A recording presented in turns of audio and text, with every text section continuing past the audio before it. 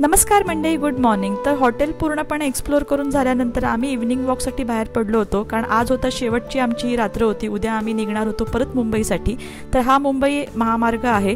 त्यानंतर आम्ही म्हणत होतो की नाशिकचा स्पेशल चिवडा कुठे मिळतोय, तर इथे आम्हाला एक कोंडाजी चिवड्याचं आउटलेट दिसलं। तर बरेचसे असे मी चिवडे इथे विकत घेतले। त्यानंतर आम्हाला भूक लागली होती आणि समोरच रामदेव हॉटेल दिसलं, म्हणून म्हटलं की चला जाऊन बघू काय काय इथे अवेलेबल आहे ते। तर इथे सगळ्या प्रकारचा आपल्याला नाश्ता, लंच, डिनर अवेलेबल होतं। त्यानंतर स्नॅक्सही होते। आम्ही इथे शेवपुरी घेतली होती आणि सोबत घेतली होती पाणीपुरी। काही ऑर्डर्स आम्ही दिली होती जी आम्ही पार्सल करून घेऊन जाणार होतो, डायरेक्ट हॉटेलवरती जाऊन जेवणार होतो। तर पाणीपुरी छान होती, पण खरी पाणीपुरीची रंगत जी आहे ती ठेल्यावर उभं राहूनच खाण्यामध्ये असते आणि मला तर मुंबईमधलीच पाणीपुरी जास्त आवडते।